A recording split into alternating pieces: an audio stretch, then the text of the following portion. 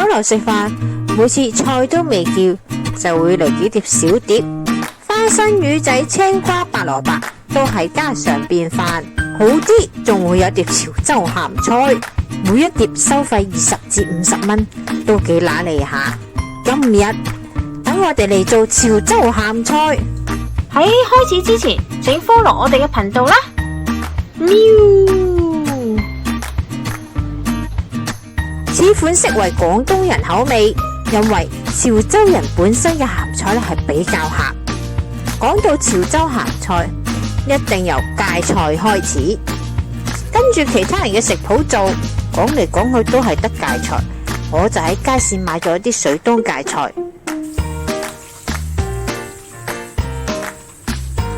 滾水燒熱，放入芥菜，直至佢變咗青綠色為止，再放涼，逐塊葉撒鹽，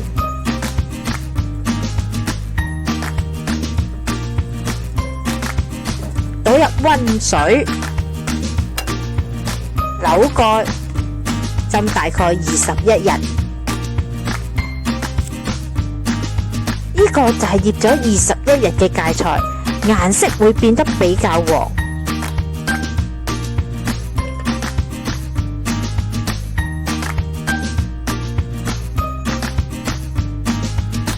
出嚟嘅成品呢，同出面買嘅芥菜呢都差唔多。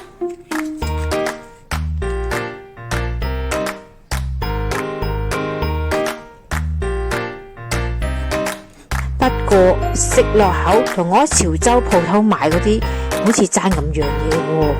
我發散晒所有嘅人力資源，潮州同事個阿嫲亦都揾咗啲潮州嘅朋友試食過、問過、詳細了解過，發現問題可能係出自於芥菜本身。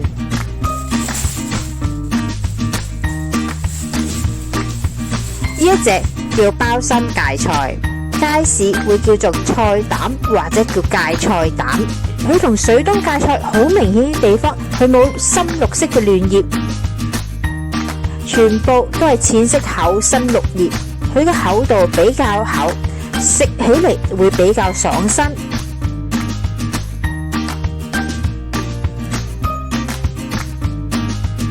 呢隻菜嘅泥比較多，要洗得比較乾淨。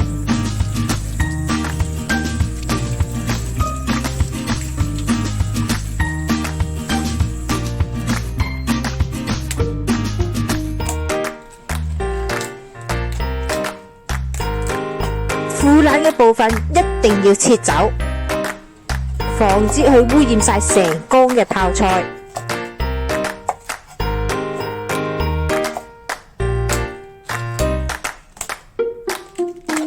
再清洗一次，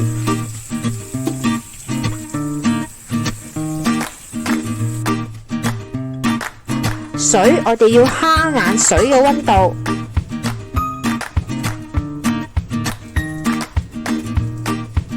直接去變咗翠綠色為止。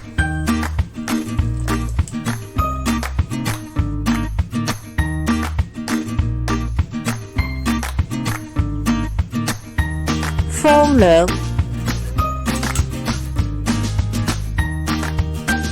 以一層芥菜一層鹽嘅形式，將佢鋪喺之前已經消毒過嘅玻璃缸入邊，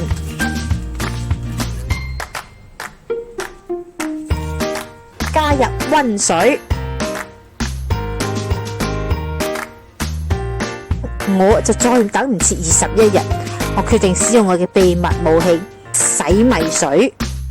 洗米水可以加速發酵嘅過程，由21日變為10日，不過成品就會比較偏酸。再加入清水浸過芥菜嘅表面，用玻璃瓶壓實，因為露出水面嘅部分呢，係非常之易發毛。呢個係我醃咗14日，顏色係比21日嘅為淺，少少濁係因為我落咗洗米水。會有一種 wasabi 刺鼻嘅味道，呢個係正常㗎。成品反而係非常之似喺潮州鋪頭買到嘅鹹菜。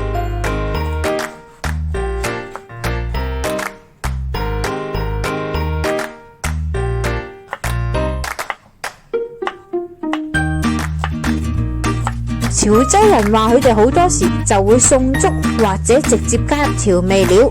如果係需要廣東人口味，即係唔係偏鹹嗰隻嘅話，我哋就需要過水。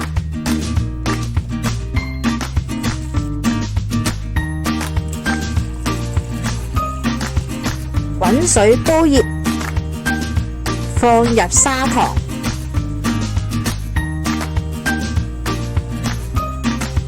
倒入過咗水嘅鹹菜之中，浸半至1小時，令到喺鹹菜入邊嘅鹽分可以逼走。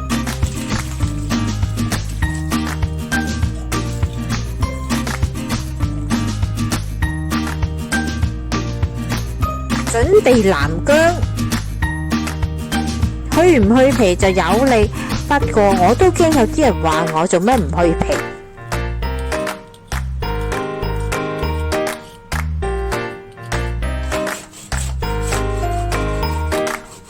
磨成蓉，加鹹菜之中，再加入其他嘅配料，麻油、糖、白醋、鹽。潮州鹹菜只會加呢幾樣嘢，撈勻。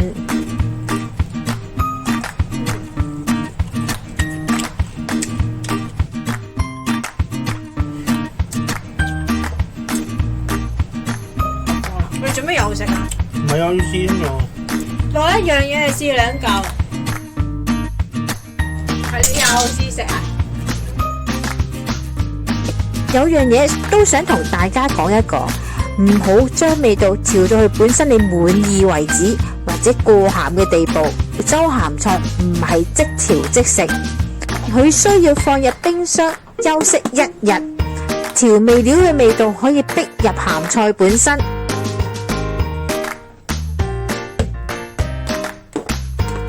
第2日嘅味道係會比第1日重味，而呢個先係你本身需要嘅味道。如果點樣調味都係發現隻味好似爭啲噃，不如試下加多啲糖，佢嘅味道可以調翻出嚟。